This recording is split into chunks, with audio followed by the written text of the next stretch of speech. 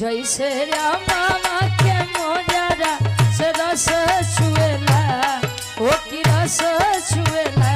जैसे रामा के मोजरा।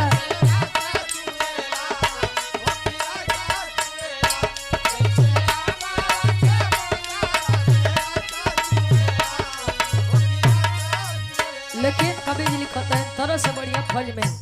स्वार्थी जमाना खाते। एक लाइन स्वार्था के संगी सब स्वार्था के संगी सब बाटे बेटा नतिया याद रखिया हो याद रखिया माटी हो जाई शरीरिया याद रखिया हो याद रखिया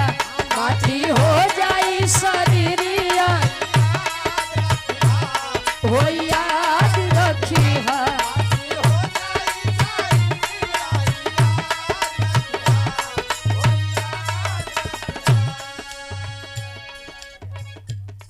और पुनः हृदय के गार्जियन जी पूज्य बाबूजी सुधाकर यादव जी नहीं क्या आदेश रहे निर्गुण खे आपके द्वारा 100 रुपया बहुत बहुत धन्यवाद। आशीर्वाद के चाहे के बच्चे अपनी कला में कामयाब रहे ये माहौल तो समझते हैं कहो गुरु जी।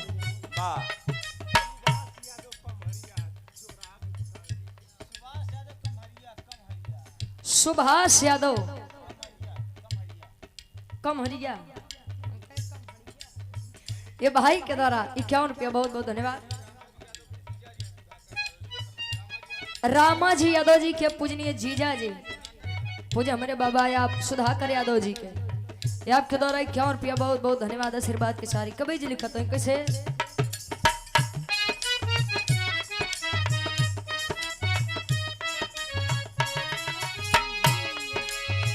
जिया पधेला नहीं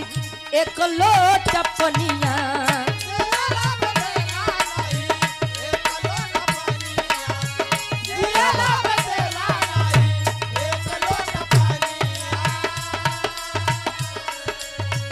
मुआला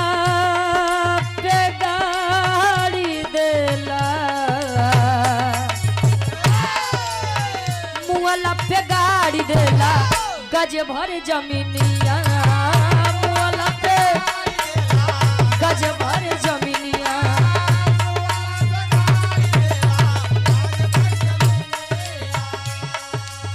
स्वार्था के संगी सब स्वार्था के संगी सब बाटे बेटा नतिया याद रखिया हो याद रखिया माटी हो जाई शरीरिया याद रखिया हो याद रखिया रामधनी याद रखिया।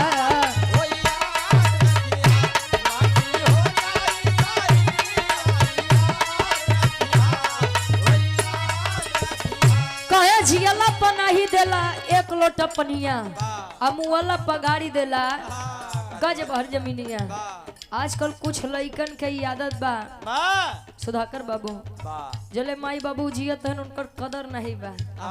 मर गए तो कहीं एक काम करे कि बाबू खातिर कफन बढ़िया ब्रांडेड खरीद के लेके आया और तो बाबू हमार बीड़ी के बड़ा शौकीन है एक आध नहीं पूरा एक आध फाइल ले आवा बाबू के मुड़े लगे रख दी हैं जैसे लागत बा कि बाबू के लेके जाते हैं स्वर्ग में कहो जियते आदमी कदरे नहीं करत बा मरे के बाद मार रोना धोना चालू हो जाता आइए काट सकते हैं जीवन का। मंजीत भैया तू जाबा न जइयो हम जाबे क्यों केतनो सोचे कि केतनो इकट्ठा करके यार धइले आजाद के कुछ लई के जा तो कर सबसे बड़ी भूल बा अंतरक के दूसरे अंताल में कभी लिखते हैं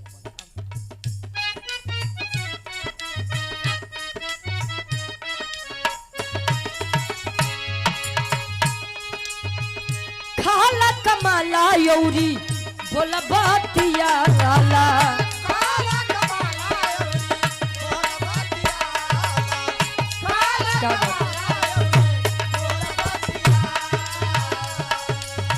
प्रेमवा के दिया ना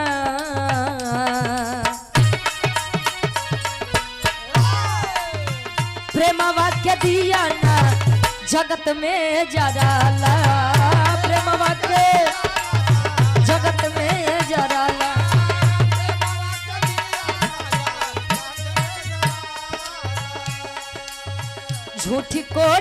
बंगला बाटे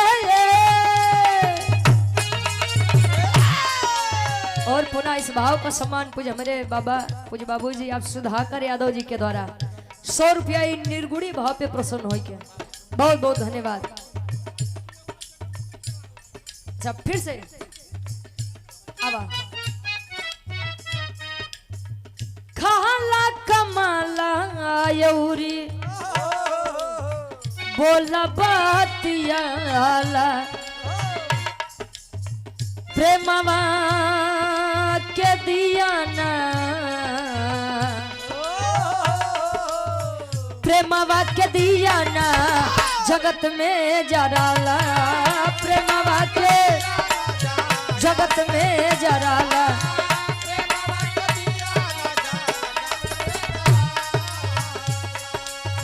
झूठी कोठी बंगला बाटे झूठी कोठी बंगला बाटे धन दौलतिया याद रखिया हो याद रखिया माटी हो जाई शरीरिया याद रखिया हो याद रखिया माटी हो जाई शरीरिया याद रखिया।